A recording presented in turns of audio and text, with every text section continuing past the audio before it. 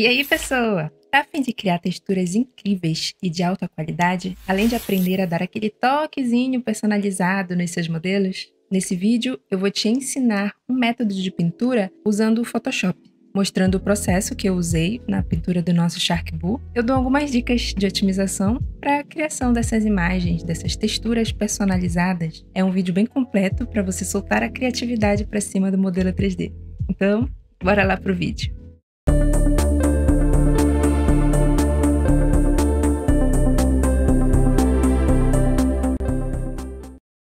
Aqui está o modelo que a gente fez no vídeo anterior. Eu cheguei a adicionar uns olhinhos com esferas só para ver como ficava e também corrigi um pouco o formato da boca, acentuando os cantos com o Mean Grease e subindo a parte de baixo para deixar mais reta. Também precisei realinhar os dentes para combinar com o novo formato da boca. E essa foi toda a mudança de malha que eu fiz no off. Agora, indo para o que interessa, a gente vai começar o nosso trabalho. A primeira coisa que eu vou fazer é aplicar os modificadores. E nesse ponto você pode criar uma cópia de backup do modelo e deixar em uma coleção escondida. E então a gente aplica todos os modificadores nessa malha que ficou aqui. Vamos ao primeiro passo da pintura, que é o mapeamento UV. Para você que não sabe o que é mapeamento UV, é, de forma bem resumida, o ato de abrir a malha, convertendo o seu 3D em um 2D. Vou dar um unwrap aqui no nosso modelo para explicar melhor. Vou selecionar tudo. No atalho U, abre a barra de mapeamento e eu vou escolher essa primeira aqui. E na janela do lado dá para ver que tomou uma forma bem estranha. Isso porque o programa pegou essa peça inteira e tentou abrir. E para isso funcionar, você tem que pensar no modelo como uma peça de roupa e para ser aberta completamente, você precisa dar uns cortes que vão indicar a abertura. É como se fosse um molde de confecção de roupa. Não sei se vocês já viram, eu vou mostrar aqui. Eles são vários pedaços que, quando costurados juntos, vão formar a peça. A ideia é semelhante no UV Mapping. Não sei se eu estou sendo clara. Existem algumas formas de fazer isso. A primeira que eu vou mostrar aqui no Blender é com o Smart UV. A gente seleciona ele com uma margem de 1.01. E aqui o programa ele cria os cortes do jeito que ele quiser, respeitando somente a margem que você determinou antes. Mas no geral fica bem desorganizado. Se essa organização não importa para o seu objetivo final, pode deixar assim mesmo. Mas se for como no nosso caso, onde a gente vai levar para um programa para pintar, vai complicar a sua vida uma UV desse jeito. Então a gente vai usar a segunda forma, que é a manual. Nela você determina onde esses cortes acontecem, selecionando as edges referentes a essas marcações e configurando elas como Mark Seam, clicando ou no botão direito ou no atalho U e procurando essa opção. Elas ficam vermelhas e significa que funcionou. Se eu selecionar tudo, vir no atalho U e selecionar essa opção, já vamos ter um resultado diferente aqui do lado. Aliás, pode parecer óbvio, mas o unwrap é o comando, entre aspas, abrir malha. E a menos que você tenha configurado o seu programa para que essa atualização aconteça automaticamente, você sempre vai precisar dar o comando para atualizar esse mapa aqui toda vez que você adicionar um novo Mark Seam, que eu vou chamar de costura a partir de agora, tá? Só para ficar avisado. Então, toda vez que eu falar costura, é um seam, um Mark Seam. Vamos continuar abrindo a malha e, enquanto isso, eu quero comentar sobre a localização dessas costuras.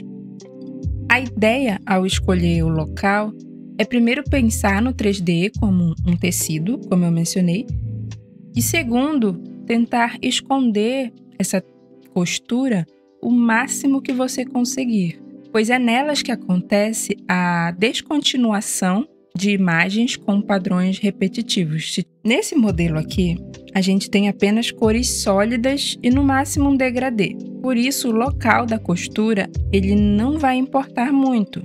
Mas se eu fosse colocar alguma imagem que precisa seguir um padrão, ia ficar evidente que o padrão é interrompido no local da costura.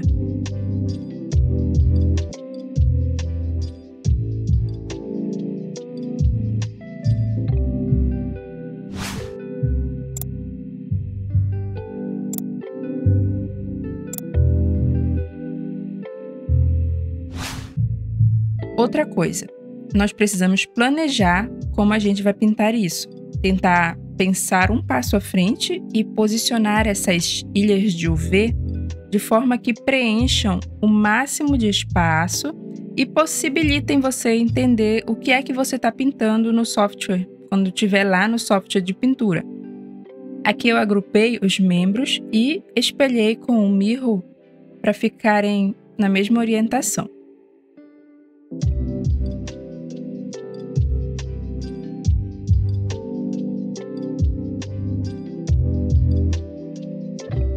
Nesse segundo passo, a gente vai criar uma nova imagem que vai armazenar a informação da textura e dessa UV que a gente fez. Em New Image, a gente define o nome, tamanho, e eu vou mudar aqui para Grid a título de visualização, mas você pode deixar em blank mesmo. Logo que confirmarmos a configuração, aqui já atualiza a imagem de fundo e se você deixou em blank, a sua vai ficar diferente, mas não importa, tá? Esse fundo não vai ser exportado. O passo 3 é aplicar essa imagem como textura no nosso modelo, no nosso personagem. E para isso não tem mistério não, basta selecionar o corpo e criar um novo material para ele, renomeando, claro, para evitar bagunça futura.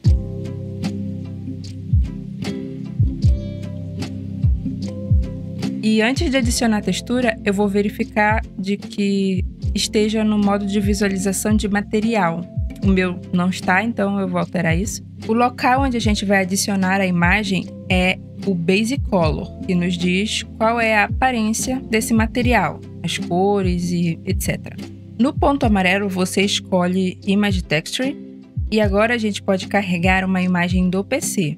Mas nesse caso a imagem existe apenas no meu Blender até esse momento, já que eu não salvei ela ainda. Então eu venho aqui e vai abrir a lista de texturas que esse arquivo Blender possui. Eu escolho aquela que eu criei e já atualizou na viewport. A gente consegue ver o mapeamento, está um pouco distorcido, mas eu acho que deve funcionar nesse exemplo mais simples de pintura.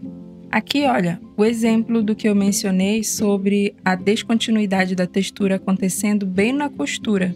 Onde estiver passando a linha vermelha, a textura quebra e começa de outro ponto. O passo 4 é exportar uma imagem de UV. Para isso, a gente vem na viewport de UV Mapping e nessa aba UV, a gente escolhe essa última opção, Export Layout. Vai abrir a janela para a escolha do local onde vai ser salvo. Você escolhe aí, eu vou botar na pasta do meu projeto. Você indica um nome. Eu já tenho uma aqui, eu vou substituir por essa nova. Precisa verificar o tamanho, colocando o mesmo tamanho que você usou para criar a imagem e deixando aqui a opacidade em 0 para não aparecer esse grid do fundo e somente as linhas da malha. Passo 5 ele é opcional, tá? Mas eu recomendo porque ele agiliza bastante a nosso workflow. Normalmente, quando a gente edita a imagem, a gente tem que vir aqui no Blender, na aba de Image e selecionar Reload para atualizar na viewport o que você atualizou na imagem. Para evitar ter que fazer isso toda vez, a gente vai instalar um add-on chamado Auto Reload, que o nome já é bem explicativo. O meu ele já está ativo, mas você pode baixar e ativar, além de mudar essas configurações que eu vou mostrar a seguir. Esse primeiro checkbox vai vir desmarcado, e esse caminho chamado Image Editor vem vazio, se eu não me engano. Nele você indica o executável do programa que vai usar para pintura. Clico na pasta e vou adicionar o Photoshop, mas você poderia estar adicionando o Krita ou o Clip Studio, o que você tiver aí. De configuração é isso, programa de pintura e marcar a caixinha. Salva a preferência e nós vamos para o editor agora. O sexto passo é a pintura, finalmente. E eu já abri a imagem aqui no meu programa e eu vou começar criando um novo layer e deixar ele abaixo da minha UV. Eu abri aqui a imagem de referência para catar as cores certas. Eu vou demonstrar a ideia principal do processo e depois deixar a minha etapa de pintura no modo Speed. Se tiver interesse em ver o conteúdo inteiro e comentado, eu vou deixar lá no Patreon a versão completa desse vídeo. Eu preenchi da cor azul a camada que eu criei. Vou salvar o arquivo PSD e vindo aqui no Blender, eu substituo a imagem UV por aquele arquivo PSD que salvamos. Dá para ver que ele já atualizou a aparência da textura para aquela mesma cor que a gente botou lá no Photoshop. Como eu tenho só o monitor, eu vou dividir a tela entre os dois programas para acompanhar em tempo real as atualizações que a gente vai fazendo aqui e vai acontecendo no 3D também.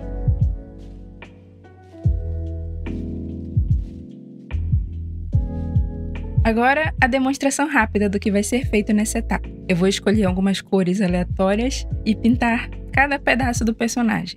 Eu me certifico que está na layer certa para não acabar pintando a nossa UV guia. Para evitar confusão, eu vou renomear também.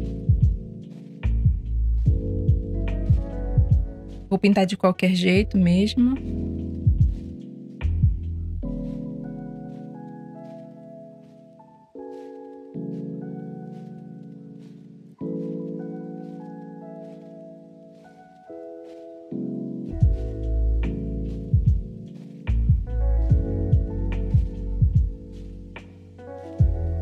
Pintar os olhos. Como eu sei que essa UV está cortada bem no meio, uso a função de simetria para pintar os olhos no mesmo local para os dois lados. Mas tem que ficar bem no meio essa régua, ou o máximo que der. Salvando o Photoshop, eu já atualizei aqui do lado. Legal, né? Agora a parte mais pessoal começou. Eu vou deixar no modo Speed, porque o que interessa é a técnica de texturização, e não as de pintura em si. Mas eu vou deixar a versão completa no Patreon para quem se interessar.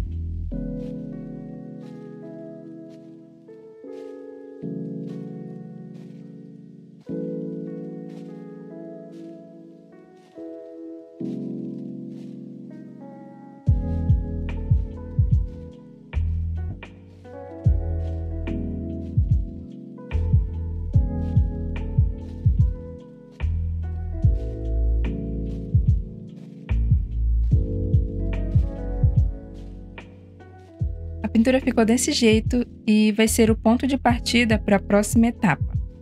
A gente finalizou essa primeira parte, já dá para deixar assim e configurar o material do Blender com reflexão ou o que mais você quiser. Mas eu quero mostrar outra forma de fazer isso, que vai ser usando aquele add-on que eu mencionei na última aula. E o meu plano era mostrar tudo em um vídeo só, mas ficou muito longo e eu estava muito ocupada para conseguir editar tudo. Então eu cortei assim. Foi mal. Como dever de casa, fica a tarefa para vocês de criar o material dos olhos, usando a mesma técnica do corpinho. Aí se vocês quiserem me mostrar, é só me marcar lá no Instagram, ou é só o Instagram que eu uso, então só no Instagram. Ou pode me enviar DM também, fique à vontade. Obrigada a você que chegou até aqui. Dúvidas ou feedbacks, pode deixar no comentário que eu respondo assim que eu ver. Até o próximo vídeo. Tchauzinho.